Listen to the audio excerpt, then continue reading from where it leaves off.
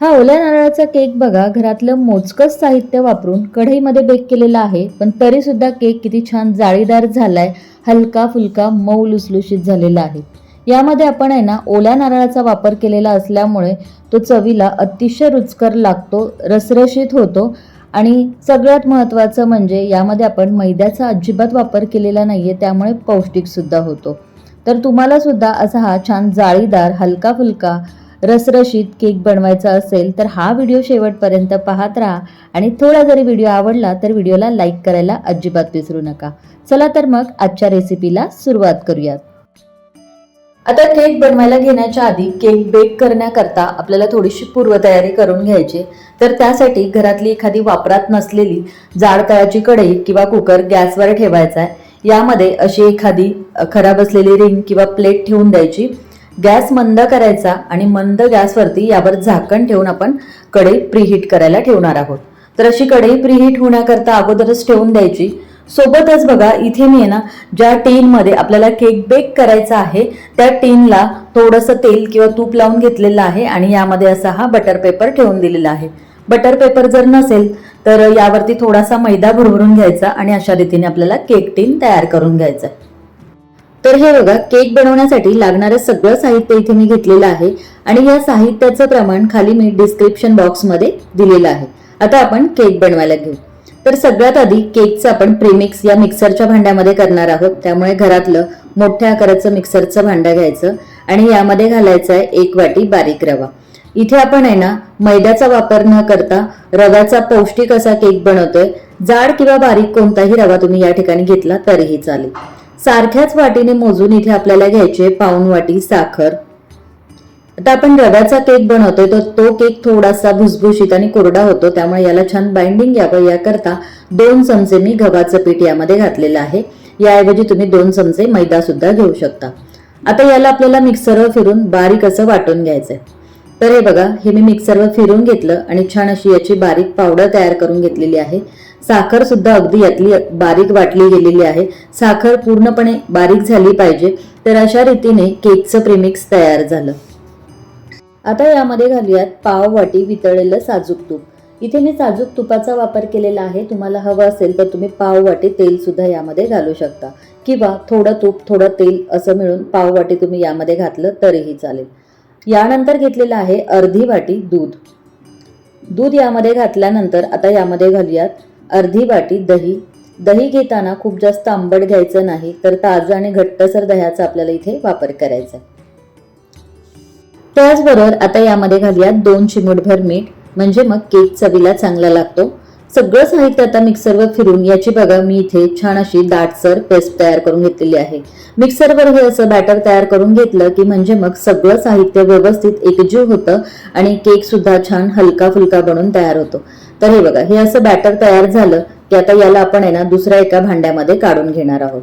तर एका बाउलमध्ये हे बॅटर काढून घेतलं आणि आता बघा आपण ओल्या नारळाचा केक बनवतोय, त्यामुळे बघा इथे मी अर्धी वाटी ओल्या नारळाचा कीस घेतलेला आहे. याऐवजी तुम्ही सुक्या खोबऱ्याचा केस घेतला तरी सुद्धा चालेल. आता यामध्ये घालूयात अर्धा चमचा साखरयुक्त विलायची पावडर. जर तुम्हाला यामध्ये व्हॅनिला एसेन्स घालायचा असेल तर ते घातलं तरीही चालेल, पण इथे मी अर्धा चमचा विलायची पावडर यामध्ये घातलेली आहे. आता इथे बघा थोडासा ओल्या नारळाचा केस मी शिल्लक ठेवलेला आहे, याचा वापर आपण पुढे जाऊन करणार आहोत. विलायची पावडर आणि ओल्या नारळाचा केस आपण यामध्ये घातलेला आहे. आता ह्या बॅटरमध्ये हे सगळं व्यवस्थित आपल्याला चांगलं मिक्स करून एकजीव करून घ्यायचंय.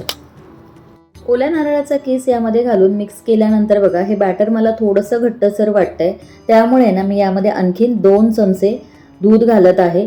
खूप जास्त दूध एकाच वेळेला घालायचं नाही. आपला जो पोहे खाण्याचा चमचा आहे ना त्याने मोजून मी फक्त 2 चमचे दूध यामध्ये घातलेलं आहे.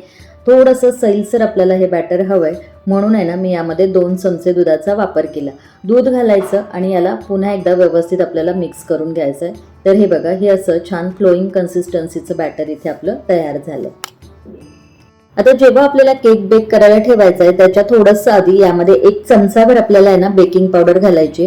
पोहे खाण्याचा जो चमचा आहे ना त्याने मोजून 1 चमचाभर मी इथे बेकिंग पावडर घेतलेले आहे आणि सारख्याच चमच्याने मोजून इथे मी पाव चमचा खाण्याचा सोडा घेतलेला आहे. बेकिंग पावडर आणि खाण्याचा सोडा यामध्ये घातल्यानंतर याला व्यवस्थित आपल्याला मिक्स करून घ्यायचंय आणि 4 ते 5 मिनिटांसाठी आहे ना हे मिश्रण आपण एकाच डायरेक्शन मध्ये असं फेटून घेणार आहोत. एकाच दिशेने बॅटर थोड्या वेळासाठी असं फेटून घेतलं ना की ते अगदी हलकं होतं आणि याच्यामध्ये ना छान असे एअर बबल्स तयार होतात, म्हणजे मग केक सुद्धा मस्त असा जाळीदार होतो. तर हे बघा, बेकिंग पावडर आणि सोडा घातल्यानंतर आहे ना हे बॅटर थोडंसं फुललेलं आहे आणि छान हलकं सुद्धा झालेलं आहे. आता लगेचच आपल्याला हे बॅटर आहे ना केक टीन मध्ये ओतून घ्यायचंय. तर मगाशीच आपण आहे ना केक बेक करण्यासाठी टीन तयार करून ठेवलेला होता, त्यामध्ये आपल्याला हे बॅटर ओतून घ्यायचंय. केक टीन मध्ये बॅटर ओतून घेतलं की या टीनला आपल्याला अगदी हलक्या हाताने ना थोडंसं असं टॅप करून घ्यायचंय, म्हणजे मग यामध्ये जर का एअर बबल्स तयार झालेले असतील तर ते निघून जातील. सुरुवातीला आपण जो थोडासा ओल्या नारळाचा किस शिल्लक ठेवलेला होता ना तो आता आपल्याला यावरून घालायचा आहे. इथे मी सजावटीसाठी ओल्या नारळाचा किस यावर घातलेला आहे. तुम्हाला हवं असेल तर तुम्ही तुटी फ्रुटीचे तुकडे सुद्धा यावरती घालू शकता किंवा ड्रायफ्रुट्सचे काप सुद्धा यावरती घातले तरी सुद्धा चालतील. ओल्या नारळाचा केक आहे त्यामुळे मी सजावटीसाठी इथे ओल्या नारळाचा किस यावरती घातलेला आहे. आता लगेचच आपल्याला केक कढईमध्ये बेक करण्याकरता ठेवायचा आहे. तर कढई बघा, सुरुवातीलाच आपण प्रीहीट करायला ठेवलेली होती. कढई व्यवस्थित प्रीहीट झालेली आहे. आता यामध्ये हा केक टीन रिंग वरती ठेवायचा आहे. त्यानंतर यावर झाकण ठेवायचं. झाकण घट्टसर असं ठेवायचं जेणेकरून यातली वाफ बाहेर जाणार नाही आणि गॅस मंद ठेवून मंद गॅसवरती जवळपास 40 ते 45 मिनिटांसाठी आपल्याला केक बेक करून घ्यायचा आहे. आता हा केक बेक होण्याकरता गॅसच्या तापमानानुसार 3-4 मिनिटं कमी जास्त लागू शकतात. तर हे बघा, केक बेक करायला ठेवल्यापासून बरोबर 50 मिनिटांनंतर मी यावरचं झाकण काढलंय आणि हे बघा केक किती छान बेक झालाय. पण तरी सुद्धा केक व्यवस्थित बेक झालाय की नाही हे चेक करण्यासाठी काय करायचं, एखादं सुरीचं टोक किंवा काटेरी चमचा यामध्ये घालून बघायचा. जर याला बॅटर नाही लागलं तर समजायचं केक छान बेक झालाय. आता हा केक आपल्याला कढईतून बाजूला काढून घ्यायचा आहे आणि संपूर्णपणे याला थंड होऊ द्यायचंय. केक थंड झाल्यानंतर आहे ना सुरीच्या मदतीने केकच्या कडा टीनपासून मोकळ्या करून घ्यायच्या, म्हणजे मग टीनमधून केक अगदी व्यवस्थित छान असा बाहेर निघतो. तर हलक्या हाताने टीनवर अशा पद्धतीने टॅप करायचं आणि वरच्यावर केक टीन बाजूला काढून घ्यायचं आहे आणि हे बघा छान असा सोनेरी रंगावरती मस्त असा केक बेक झालेला आहे. आता यावर असलेला बटर पेपर अलगद हाताने वरच्यावर आपल्याला बाजूला काढून घ्यायचा आहे. तर हे बघा केक किती छान जाळीदार झालाय आणि मस्त स्पॉन्जी हलका फुलका झालेला आहे. याला आपण आहे ना कट करून घेऊ. हा केक बनवताना आपण दुधाचा वापर केलेला आहे, पण त्याऐवजी जर का तुम्ही नारळाचं दूध वापरलं तर केक नक्कीच मऊसूत होतो आणि चवीला सुद्धा खूप छान लागतो. त्यामुळे शक्य असेल तर यामध्ये नारळाचं दूध घाला, म्हणजे मग केक चवदार होईल आणि खायला सुद्धा छान लागेल. तर हे बघा केक कट करून घेतलेला आहे आणि तुम्ही इथे बघू शकता केकला किती सुंदर अशी जाळी पडलेली आहे आणि केक सुद्धा मस्त मऊसूत झालेला आहे. तर अशा रीतीने घरातलं मोजकच साहित्य वापरून ओल्या नारळाचा अतिशय रुचकर केक खाण्यासाठी तयार झालेला आहे.